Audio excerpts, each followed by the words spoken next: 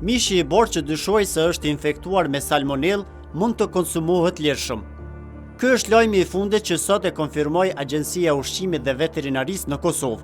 Me 29 mars 2025, autoritetet ligjzbatuese në Shqipëri njoftuan se 3 persona po hetohen pasi të njëjtit dyshohet se lejuan dhe sheten mish të importuar nga Brazili me bakterin e salmonellës. Sasia e mishit që dyshoi se është infektuar me salmonell, sipas raportimeve në Shqipëri, kapi peshën e 8 tonëve. Me njëherë pas alarmit të ngritur në Shqipëri, Kosova mori masat e para.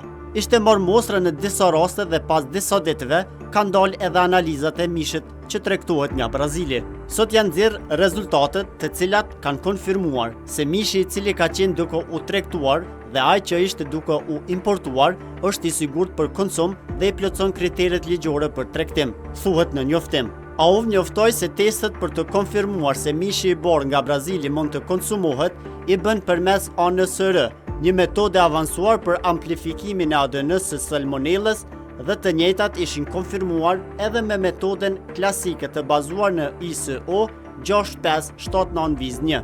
Në fund, Agjencia e Ushqimit dhe Veterinarisë tha se gjithmonë do të veprojë konform legjislacionit në fuqi për të hequr dyshimet e konsumatorit mbi çdo pasiguri në produkte.